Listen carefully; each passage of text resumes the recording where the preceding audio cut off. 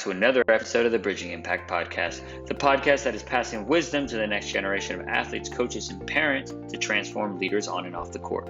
And in today, we have a very special guest, Ronnie Bernick. Ronnie is the founder of Hot Corner Athletics, which he founded in 2016, and since then he has worked with over 450 plus college athletes, 100 plus MLB draft picks, trained, and many more athletes that have been impacted beyond the game. In our conversation today, we talk so much about the development side of athletes, whether it's the mental side, whether it's the physical side, the skill side. He dives into all of that and has an incredible passion for wanting to give back and make a difference for the next generation of leaders from the baseball diamond, but even more sports than that. So without Hello and welcome to the Bridging Impact Podcast. Ronnie, I'm thrilled to have you on because baseball has a special place in my heart as well. We're going to have a great conversation today, so welcome to the show. Yeah, looking forward to it, man. Thanks for having me. I'm really excited. I'm thankful I reached out. I mean, we got this going pretty quick, so I'm excited to be here. Absolutely. So let's dive right in. What kind of impact has the game of baseball made on your life?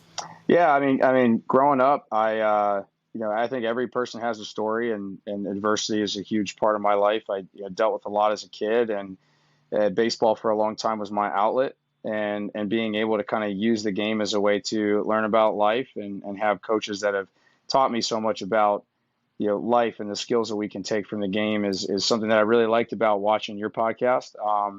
Has been a big reason why I've stayed in the game. I don't play professionally. I didn't have the opportunity to, and being able to kind of take that and move it into, impacting the lives of kids that I am coaching. A big reason why I'm still in the game is because of the impact it's made on my life. Being able to get past some of those issues that I've had, and being able to go somewhere and have a place where I could learn and grow, has been a huge reason why I love the game so much and why I still do it. Absolutely. And can you share some of those stories of, the coaches that you had and some of the maybe specific life lessons that you took with you then and still live with you now? Yeah, absolutely. The late coach Tim Banner, who was at Chatham University in Pittsburgh, was in the travel baseball space growing up for me. And, I really loved the game. And to be honest with you, I come from a single parent home. That was part of the adversity as I was dealing with. It was a toxic environment for a long time. And to be honest with you, my teenage years, I felt like dad. And, I wanted to have my own space and I wanted to have my own place to go. And I really, as a family, we just really couldn't afford for me to travel the country to play baseball. Like, it just really wasn't in the cards for us. And, this coach was like, he took me in and provided an opportunity for me. It gave me a chance to basically be on a team that really I shouldn't have been on because I couldn't be there. I couldn't take care of my business that way. And there was a family on the team that they just took me under their wing and brought me on the trips with them and provided an experience baseball wise that when I talk to kids now, it's like, you guys don't realize how lucky you are and what a privilege it is to be able to do what you do every day and travel the country to play a game, and what our parents sacrificed for us to be able to do that, and just being super grateful for those opportunities. But then, even for me, like I was a little troubled. I used to find myself in trouble. I never got in crazy trouble, but I used to find myself in the wrong environment. And, this coach just did a really good job of teaching me, like, you are a product of the people that you surround yourself with. And I am going to be the guy that's going to surround you with great people and great kids and good families. And I want you to learn from that and learn what those people do and why they're in their situations and positions that they're in with their life.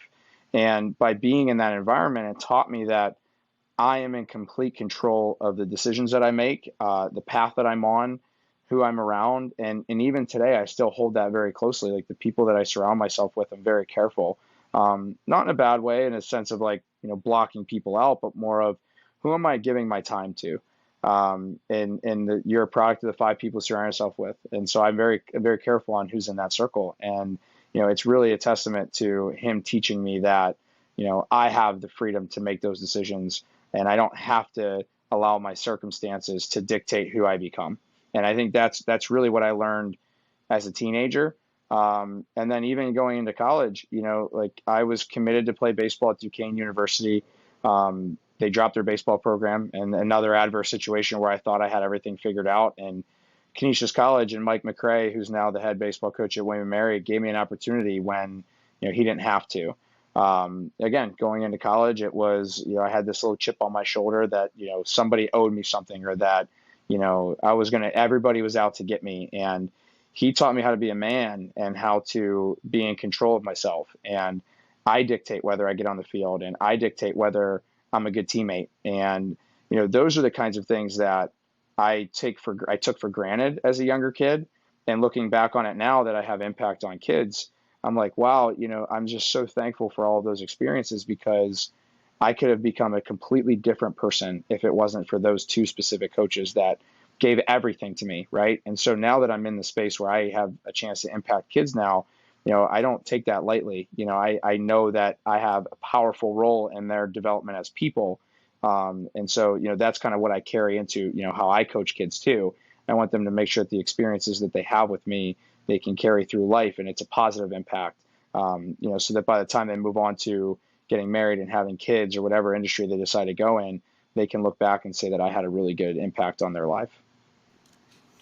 Yeah, we share a lot of similar philosophies in that regard. And I think it is a really good point that you bring up, that you probably talk to your players about the privilege just to be able to play a sport, whether even you're traveling or playing locally, right? Like, it's still a big time and financial commitment, especially now, in the baseball and the basketball worlds. It's a year-round commitment for parents, Yep. and it's a lot more expensive than maybe back in the 80s and 90s when you were playing in the park and playing in Little League.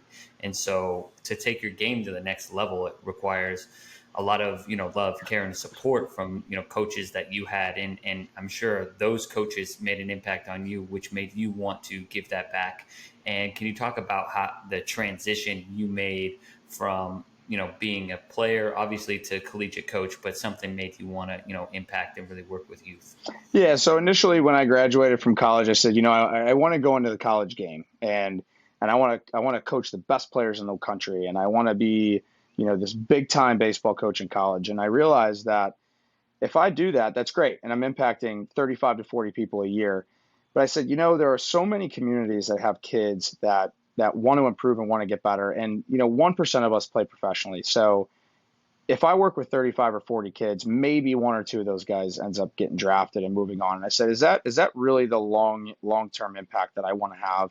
And and the answer was no. And I was in the college game, and I really appreciated my experience in the college game, and I learned a lot through that. But as I was sitting back and thinking about my life, I said, how can I impact thousands and thousands of kids positively?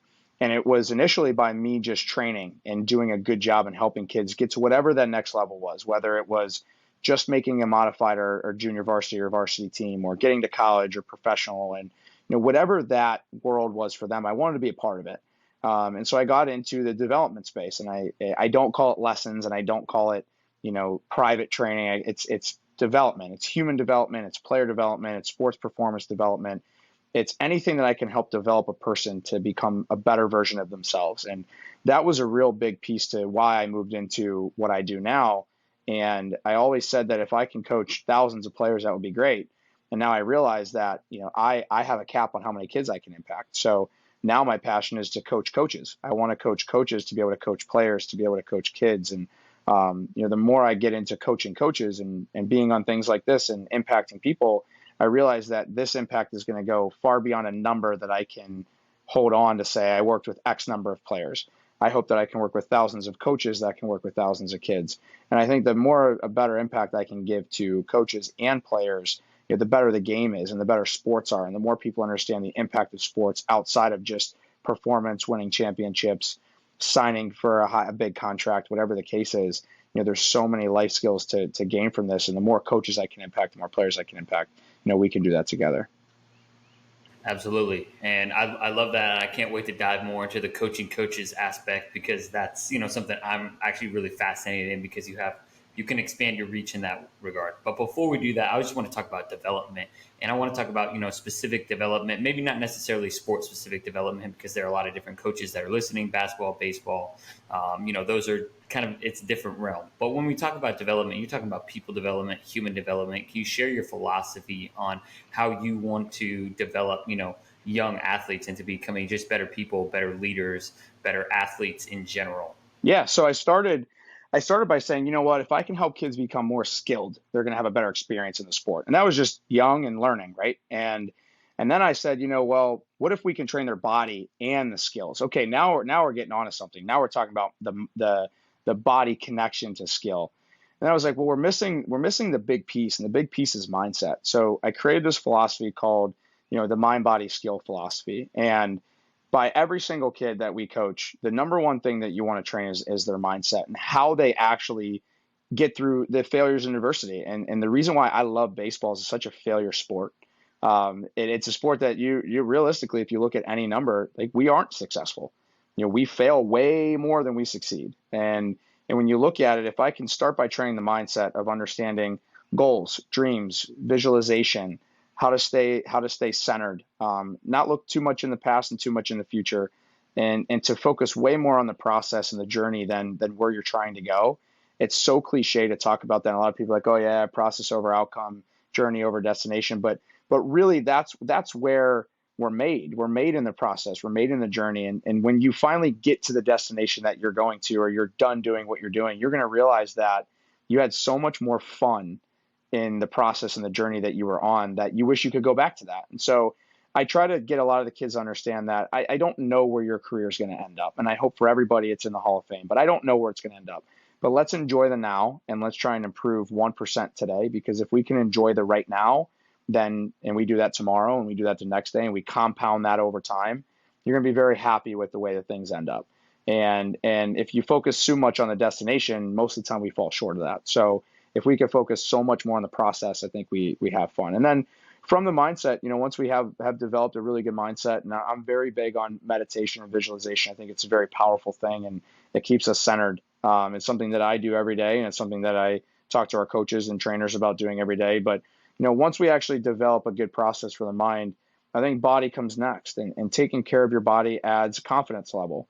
Being able to be happy in your own skin, I think, is really, really important. I think a lot of kids and people in general just struggle with that. And so being able to figure out how to move really well as a human being before we move really well as an athlete is valuable. When you're done playing, it's, can you do the daily things as a human being that allow you to just function? And so let's focus on that too. So the mind and then the body, and being as strong and capable as possible as an athlete, I can do more with that whenever we start to focus on the skills.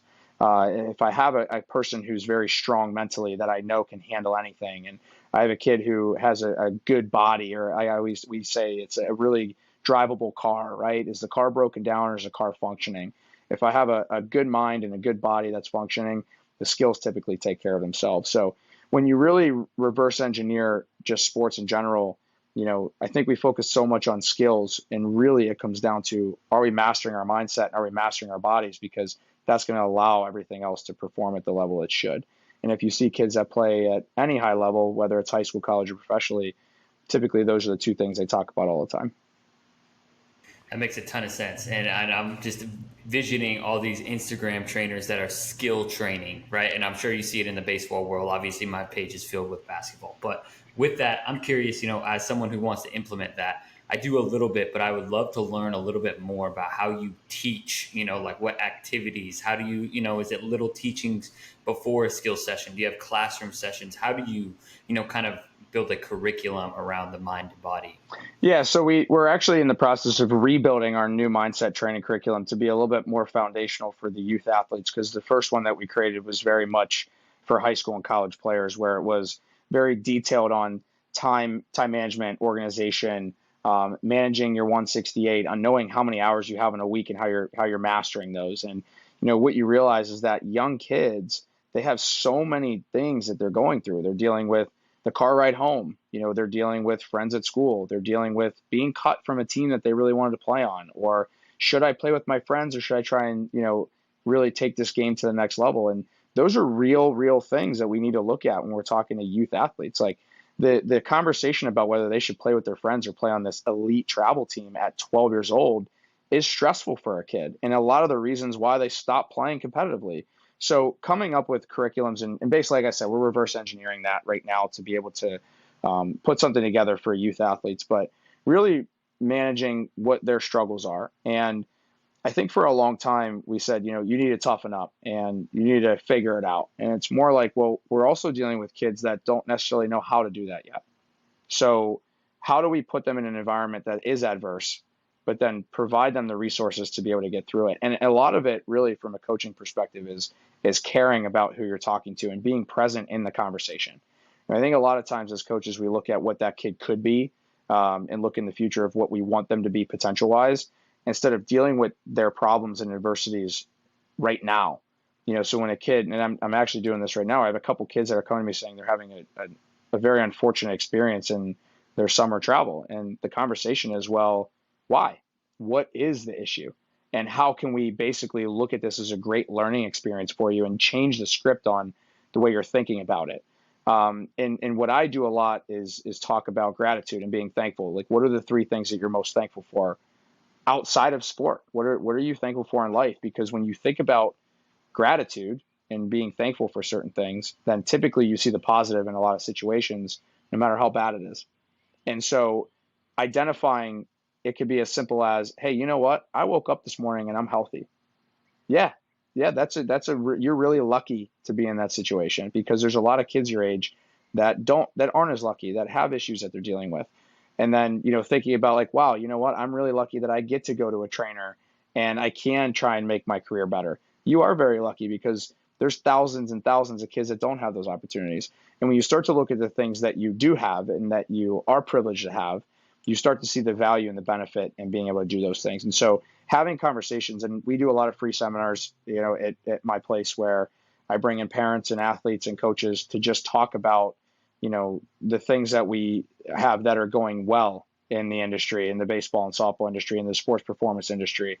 And we do a lot of mindset training with them too, where I'll educate, a lot of coaches and parents about those things. So really it's education and getting people to understand the real value in what we're doing. And I think creating the curriculum so that kids can learn at their own pace, I think, is very important. And that's kind of how we start. Got you. And so when you're building this curriculum, is it online? Is it in person? Because you talked about kind of having it be, like a teacher, right? We're pretty much teachers, as that's what I think about myself as like teachers of life, right? Teachers of sport, whether it's basketball, baseball, teachers of the mind, and just like teachers, that are teaching history and math. Every student learns at a different rate. Some students are hungry; they want more and more. So how do you engage and keep everyone active that are on their different kind of trajectories of learning about life? Yeah, there's both. And like you said, and you said it great, like everybody learns at a different rate and everybody learns at a different pace and a different style. I learn by seeing. So I need to see somebody visualize, have a good experience with visualization, and watch that turn into goals. And so when I saw that, that was a click moment for me personally. But that's why we do both. I have an online curriculum that we use for all the athletes that train with us. It's part of their program. Actually, starting in October, it's going to be something that everybody's going to be given when they sign up. But then we also have monthly in-person meetings at my place where we just have a generalized focus, whether it's growth versus fixed mindset, mental performance training, time management. We do a lot of those things in person because people like to have dialogue. They like to talk. And I think a lot of kids now, because the phone is so entrenched in what they have and what they look at, a lot of kids look at stuff online, but then have a really hard time compartmentalizing that to somebody else. So we do it in person because I think by talking about it, it gets rid of that uncomfortability of not being able to talk about, mindset and visualization. When I talk to a lot of high school kids about meditation and visualization training, they're like, well, why do I need that? I'm like, well, you don't necessarily need it, but it's an aid for you. It's something that's going to help you realize where you want to go and actually start to dream again, rather than looking online and having somebody tell you what their dreams are. And so when you start to think about the things that are valuable for yourself, you got to start to put together the blueprint of how to get there. And so I think that value in both. The hard part about the online is that most of the time it's just videos that you put online that people can look at month by month or week by week. I really like in person, but it's time. You have to be willing and able to give away your time. And I think when you look at value, there shouldn't be a dollar sign attached to it. If you're really trying to help kids, that's why we do free sessions. And I think the free sessions have been huge. We've had anywhere from 50 to 100 people at a specific session just trying to learn about the mindset, which I think is super valuable. That is really valuable, and creating that access, right? Instead of like having it be, a certain price where only certain people can purchase that, right? It's available to, all people. Can you talk about the importance though of, obviously providing access, but also just commitment levels, and how do you walk through, an athlete coming into your program and talking about the importance of commitment, because you can't learn and grow your mindset in one day, in one week. A lot of times it takes at least minimum 3 months to build the foundation, the seeds, but really to reap the rewards, it takes at least a year, if not years of training. Yeah, and I look at like a tree, and if you look at a tree, you could plant a little seed, but you don't really see the benefits of it for 10, 20, 30, 40 years, right? And when you're looking at growing the mind, like if we're lucky, we live 90, 100 years. Like it's going to take time to master that. And we talk to our athletes, when I ask them, and I'll tell parents and athletes this all the time, if you're looking for something that's going to be a quick fix, I unfortunately probably can't help you because I want to do this long term. I want to be a part of your development long term. It has nothing to do with the dollar signs. It has to do with the fact that I understand that me being 31 years old, I'm still working on my mindset. And I've been doing it for a long time. And every day I'm still trying to get better. My patience is tested, as is everybody else's. Our stress levels are tested. Our adversity and trials, they change as we get older. And so when talking to parents, we do an initial evaluation and assessment with every kid that walks in, and the evaluation is to get to know them more. What are their stress levels like? What are their coping mechanisms? What are their goals? Those are things that we try to dive into in our initial meeting with those people. And the reason why we have those conversations and ask those questions is because I want to know, are they super short-term result-based people right now? And how long is it going to take me to get them to switch that mindset? Or is it something that is, hey, I am long-term focused and I really want the process to get better. And I realize that this is going to take a long time, because when you look at a lot of high school kids and the way that every sport is played out, you're in basketball, everybody wants a scholarship, right? Everybody wants to go on to the next level and play. But what's the process to get there? The scholarship is a byproduct of the work that you've done for a long time, right? It's not a goal that we're trying to attain, because even when you do get the scholarship, you still have 4 to 5 years worth of competing to go. So if you're looking at the result, and I do this in baseball where I'll say, hey, how'd your game go? If the kid sends me back 3 for 3 with 3 singles or 0 for 3 with 3 strikeouts, I know that that kid is very result based, right? And I know that he's looking at the way that his performance is on whether he had a good game or not. When I get the mindset switch to saying, hey, you know what? I had 3 really good at bats. I hit the ball hard twice. I didn't have a great at bat my third one, but here's what I learned. Okay, now we're process oriented. We realize that the 3 at bats that I had today are going to help gain information on how I can improve for the next day. And that's how I like the conversations to switch. So I'm very big into the words that a lot of the kids use with us, because if they can change the way that they talk to me about their process, we're getting somewhere. There we go. I got you. And so with that, I'm sure a lot of these similar principles is what you then go on and pass on to the coaches. So can you share a little bit more about how you shifted from, from coaching athletes to coaching coaches, and making sure that, like we talked about before, that you've seen people in the cages working with athletes that, have done just as great of a job as you, and if not a better job. And how do you do that? Because as, a coach and an entrepreneur and a business owner, I'm curious about how to do that myself. Yeah, and it's changing. It's changing what the goals are. And as entrepreneurs and business people, and like I have a big facility, I've got to keep the lights on. I get that, but when we change the mindset away from making money to making impact, money follows, right? And we know that as entrepreneurs, just in general, right? And impact is number one. So when I talk to our coaches, it's about what is the kid gaining in the session. Some sessions are very skill focused, where they're going to gain more from the skills that they're doing that specific day. But there are times where a kid might only hit a bucket of balls, and the conversation that they had in the cage is more valuable. And a lot of times, and this was what started, a lot of coaches would leave that session and say, we really didn't get a lot of work in. And the way that I would talk to them was, no, but you did, because that kid is struggling. And the fact that you were there for them as a person and you create the culture that they can come talk to you about anything is so much more valuable than the number of swings that they took in the cage or the number of pitches that they threw on the mound.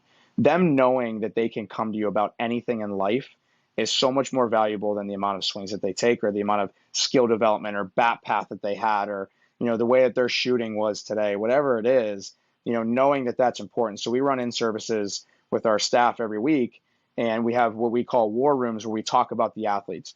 How is this athlete doing? How's their mindset? Have they been consistent? Do we have to reach out to the parents to see why they've been missing? Or, if I have a kid that texts me about a potential issue that they've had during games, is that something that we address right away? Or are we allowing that to linger? And by having those meetings with our staff on a weekly basis, we're able to basically identify problems faster so that we know how to train those sessions. So being able to say, all right, this kid's really struggling mentally right now. Before you guys pick up a bat and get in the cage and start swinging, make sure that he's okay. Make sure that she's okay. Make sure that life is okay with them. Ask them about their family. Ask them about their friends. We've been able to identify a culture at our place, and we live by our core values. We call them our diamond of success of character, leadership, hard work, and culture.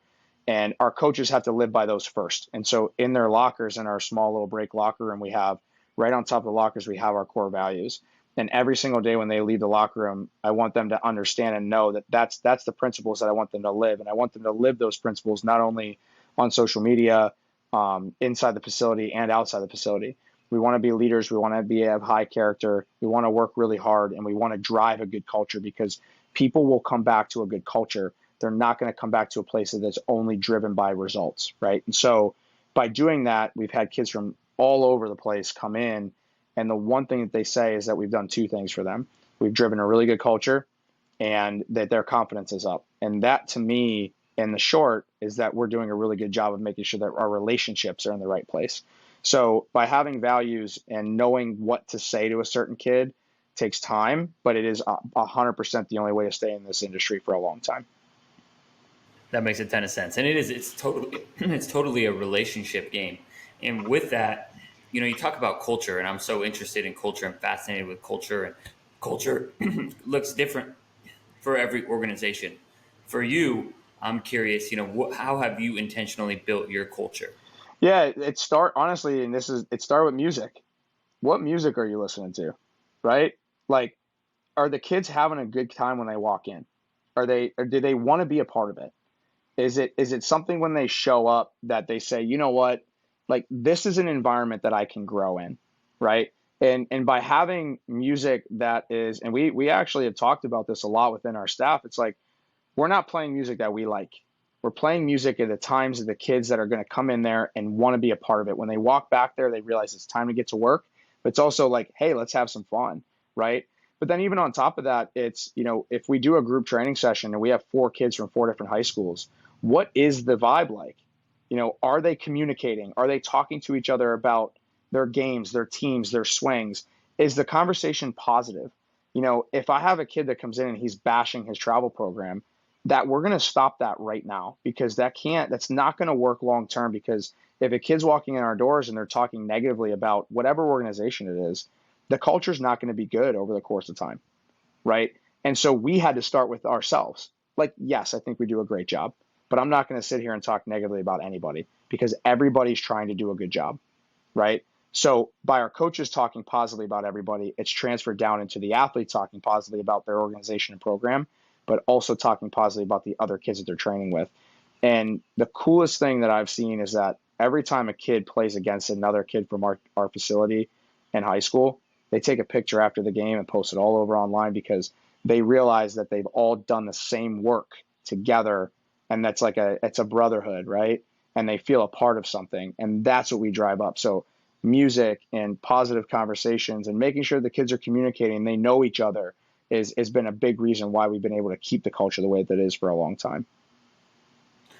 That's huge. I mean, of course, the coach relationship with the athlete matters a lot, but you are talking about kind of facilitating that relationship and connection with players. And that is so huge because those are the connections that, when they go on to business or nonprofit or, public service, those are the connections that they're going to have with each other that go well beyond, baseball. And maybe it's not even a professional connection. It's a personal connection where they're able to just hang out, have a beer when they become of legal age and just are able to connect with each other on a deeper level. And I think, facilitating that is where a lot of the real power and change comes from because, sports are all about building relationships. For sure. And so and when I created our business model and how I wanted to run this, I noticed that a lot of baseball training facilities, they have this big space, but then each cage is a different coach working on different things. And so there's no cohesiveness from cage to cage, from hitting to pitching, from hitting to defense to strength and conditioning. There was no synergy. And when I partnered up with my business partner who runs our sports performance department, he oversees basically our whole operation now.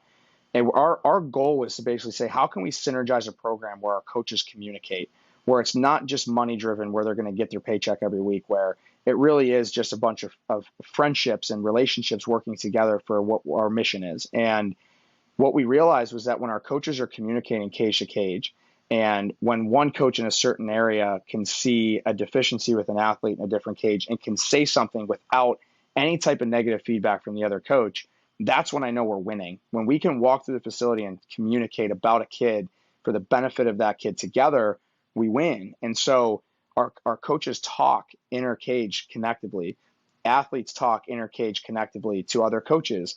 And by doing that, we've realized that it's an open book and every single area in our facility can work together and everyone's eyes matter. And so if an athlete mentions something to another athlete about a swing or the way that they're warming up or they're throwing, that's positive because we're all just trying to help each other.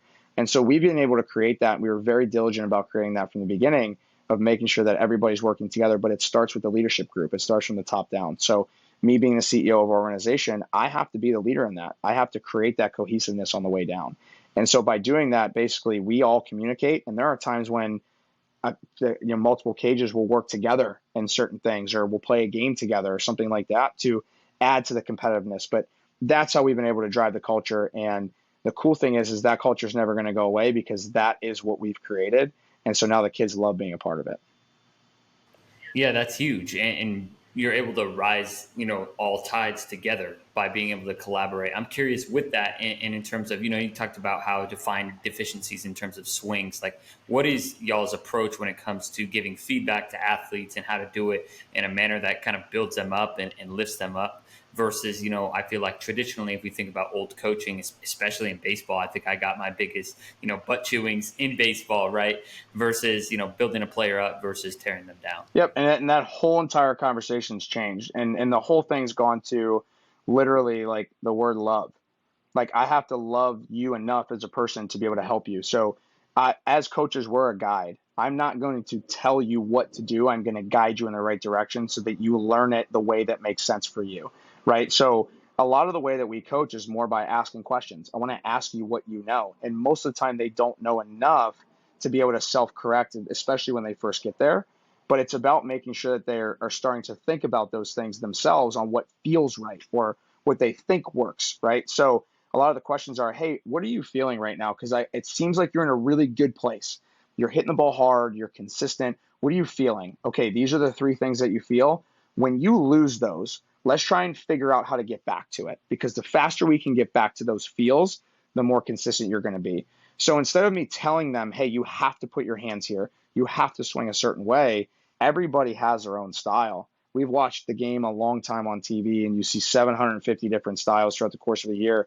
So there's no cookie cutter way to do this. Every person in basketball has a different style, right? So yes, there are fundamentals that we want to teach, but I want to teach them those fundamentals in a way that makes sense for them. So there is no one lingo, one way. Our coaches have to know so much about the swing in the game to be able to connect with each kid individually. And that's why we teach them and in-service them on a weekly basis so that they know the 5 or 6 or 7 different styles on how to teach a certain kid. Right. No, that makes a ton of sense because, I think of the old way of teaching how to shoot a basketball or even, when I was playing baseball and how to hit, right? Squish the bug and, load here. And so a lot of different things. When in reality, like there needs to be freedom, right? Like you mentioned, as I hear you talk, I can imagine all these different MLB players, obviously softball players, they have different loads, right? Their bat is at a certain angle, with basketball. All shooters look differently. Klay Thompson, Steph Curry, some of the best shooters of all time, they shoot different.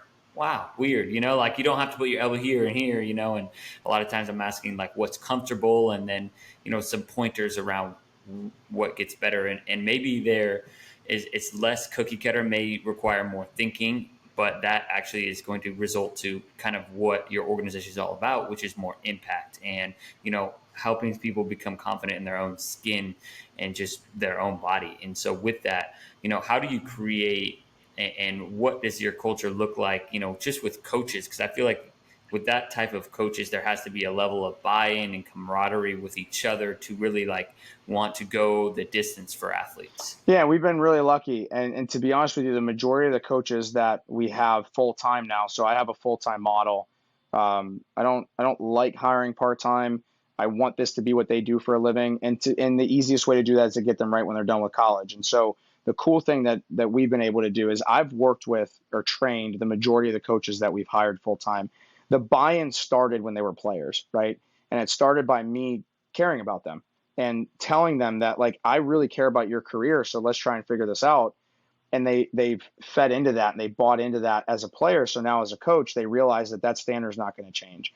And as we've hired new coaches that, let's say, weren't a part of the organization, that's part of the onboarding and training is saying that, like, this, I hope this is the place for you. This may not be the place for you if impact isn't number one.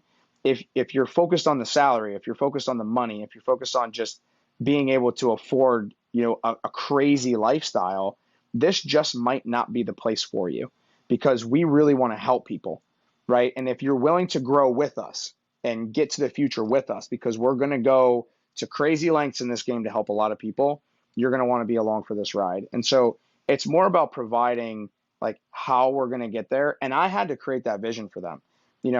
If there is no place to go, if I don't create the vision for my team, how are they going to know where we're going? So I have to basically create the blueprint for them. And in our last staff meeting, that's what I did. I put up a 50 state blueprint and I put a little location dot in each state. And I said, here's where we're going. And I don't know how we're going to get there yet, but I know that if we focus on making today perfect and we make tomorrow really good and we focus on the kids the next day and every single day after that, we have a chance to get there. But this is where I want to take you guys. I want you guys to be along this ride with me, because it's not about me, it's about the kids. And if we can do this together, we're going to make it. And so by providing the vision, I think what they've realized is that I have to do the day-to-day process really well, and we can get there together. So they're not looking at the money and how much they're making and, just kids hitting home runs and batting 500. They're so much more focused on the large scale impact, because I've showed them what that looks like. But I've also done a good job of creating that in their lives too before they became coaches, which is why they're bought into it. That's huge. And painting that vision is so important, right? That, people have to know where they're going, the impact they're going in. And maybe this may, if it's a player that just finished college and they're playing career and they want to go, be an accountant and make stacks, that may be the right, mission for them. But for that athlete that wants to give back everything that was given, this organization will be a good fit. So just kind of defining that, I feel like makes a big difference. And as we kind of reach the ninth inning of our conversation, I'd love for you just to share, like, in 10 years, like, what impact do you want those athletes that have gone through your program and even the coaches to remember about the program?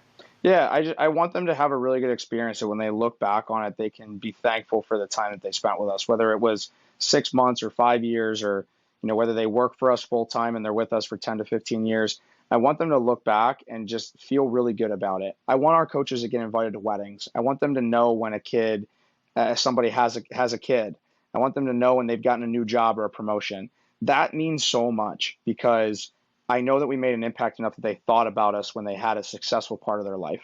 And yeah, you know what? Like, we have a kid in the big leagues, and I had a kid drafted in the first round. Like, that stuff is great, and I hope they make it, and I hope they stay there, and that's awesome too, because that's their career. But what about the 99% of kids that don't play professionally? I still want to have an impact on them as well. And so if they can look back and they can say, hey, you know what? These people meant so much to me during a big part of my life that I want them to know how my life is going. We've literally won. We're on the very top of the pyramid right there. Because I know looking back on it, they're going to say, yeah, those people helped me get to where I'm at today. And it wasn't about the bat and the ball. It was about genuinely having a relationship that they care about me. Yeah, that's huge. And that's number one. The bat and the ball, the basketball and the hoop, right? That's the bonus. That's the game. That's the vehicle that we get to teach and build relationships upon. So where can people find and connect with you, and also, learn more about your organization and support you all? Yep. So I'm Ronnie Bernick on all social platforms. I travel the country coaching baseball. I've done a lot of work in, the pro game. I've done a lot of work in the college game and high school game. Hot Corner Athletics is our facility that we run. That's your basic baseball, softball training facility. But I also have a nonprofit organization called Hot Corner Futures Foundation, where we take in gently used equipment and we donate it to kids in need for free. Any donations that we take in, we give to local little leagues so that kids that can't afford to play have an opportunity to play. So we're multifaceted. We want to be a part of multiple organizations, and our biggest thing is being able to reach every kid no matter where they're at. So you can find us on all social platforms, either Hot Corner Futures Foundation, Hot Corner Athletics, or Ronnie Bernick. And anybody that's out there that just wants to be a part of what we're doing or wants to learn more, we're an open book. We just want to help people. So if there's anybody out there that's going through anything that needs somebody to talk to, that's why we do what we do. Absolutely. And I'm guessing even cross sports, right, that you'd be able to help, mindset wise, body wise, right? The skill stuff, right? Everyone's overtrained. Everyone knows, there's so many people to go to, but the mindset and the leadership, that's where the real impact comes from. So I really appreciate our conversation. I'm feeling inspired. I got a couple pages of notes here. Yeah. So thank you so much for your time today, Ronnie. Absolutely. Thank you. I appreciate it. I've done a lot of speaking engagements too, so I'm more than happy to talk to people and jump on a Zoom. I mean, this is what we do. Love it. Thank you for listening to this episode of the Bridging Impact Podcast. We'd love it if you would like, subscribe, leave a comment and a review on whatever platform you're on. It's the best way to help us grow. We appreciate you for doing that. We'll shout you out on social media. I'd also love if you connected with me on social media. Let me know your thoughts. And this is why I do it. I want to share knowledge and wisdom from experienced leaders to people like yourself and myself, so we can have this dialogue and move forward, make an impact on the world. So stay tuned, stay subscribed. Cheers.